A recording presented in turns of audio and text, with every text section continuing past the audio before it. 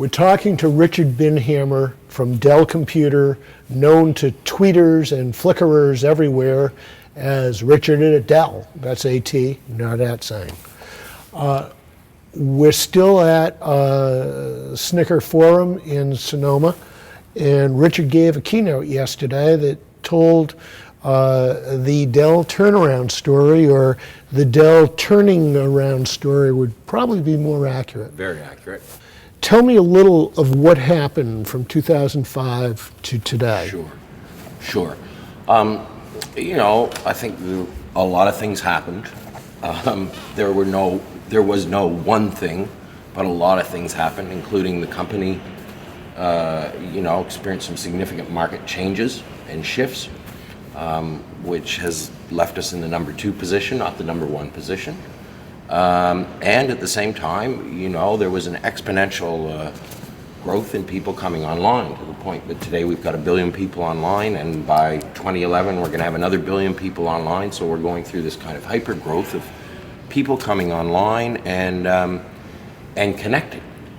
And this whole kind of connected era, which is something that Michael's going to be talking about more and more in the coming weeks and months ahead, but also something that I think you and I understand. In this connected era, it provides a new opportunity to connect with our customers and people that are interested either in the company or the brand for whatever reason. And fundamentally what happened is Michael said, why aren't we connecting? We've got people out there that are talking about us. Let's go and be part of those conversations. Let's go and help solve their problems. And let's connect with people that have something to say about Dell. Because we're a direct company, and we, as you know, arguably one of the largest online commerce sites in the world, and have always used the internet as part of that direct connection with the customer. We first started by listening, because Michael was saying, there's a bunch of people talking, why aren't we involved in the conversations? So we first started by listening. Number 2 is in March 2006, what I would refer to as put together a special SWAT team, really kind of some of our tech support agents that are the best and the brightest, that can diagnose a computer problem like the flip of a switch, and also have really good interpersonal relations. And we set them loose, go and solve people's problems. That people were blogging about issues with their Dell computer. We set them loose. That was March 2006. Direct to Dell came along in July 2006. We were supposed to have a soft launch. It was about as soft as a transport going down. I did my best at the time to make it hard for you. You and many others. But Lionel is brilliant and one of my favorite people in the world. Lionel was very attuned to what was being said and quickly kind of flipped that switch and got us turned around, I think, and got us into a listening mode and a linking mode, and connecting with other people. And then in August 2006, we unleashed unleashed is a bit of a strong word, but put in place another team, which I kind of had, working with John at Dell, where we reach out to anyone that's talking John about Pope. John, yep, yeah, John, okay. John P. at Dell, John at Dell. And John and I reach out to kind of anyone talking about Dell. So it's not just my computer isn't working, which the tech support kind of team looks after, but John and I would reach out, to bloggers or other people, having conversations and being connected that were saying, our company sucked, or that we were doing a good job or a bad job. You started using measurement tools to determine whether the comments you were getting were favorable or unfavorable. Correct. 2 parts again. First, what tools were you using? And 2 is, what did you determine? Sure. The tools, Shell, were frankly hand processed. Technorati, Google Blog Search, Ice Rocket Search, any number of other search tools brought into a feed reader, an Excel work document, copying and pasting links into it. And as you read them, you scored them and decided whether or not we would respond to them.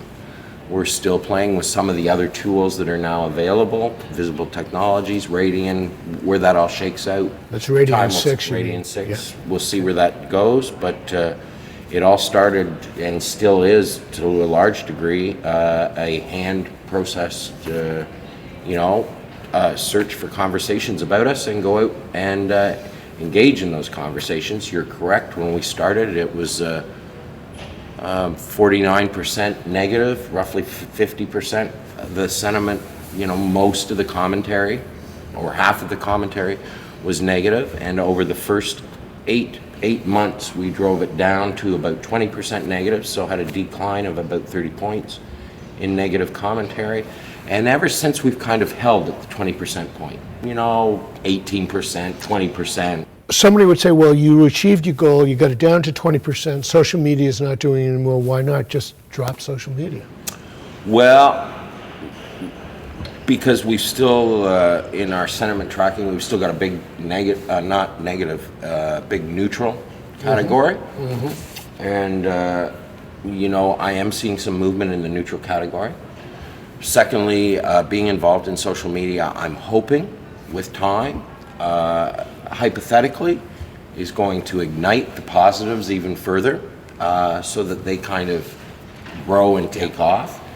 And fundamentally, Shell, I guess I'll go back to the premise, which is throw the measurement out for a second, although, it's still got to be measured, but I'll go back to the premise.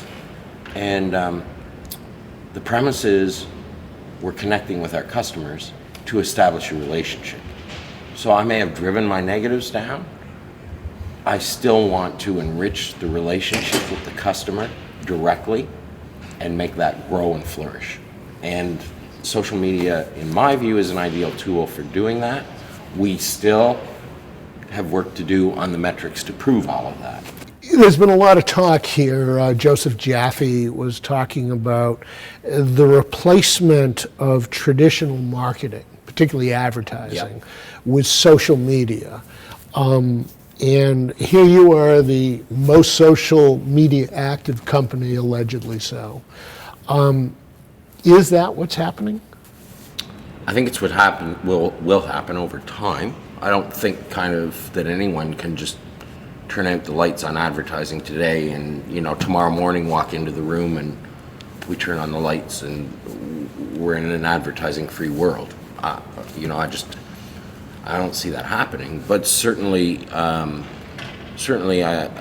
chief marketing officer, Mark Jarvis, and a lot of us in the company are believers that advertising doesn't hit the mark, is not necessarily that measurable, and is obtrusive, and people are frankly in avoidance mode over advertising. Thank you very much. This was really terrific. Pleasure. Always good to be with you. There.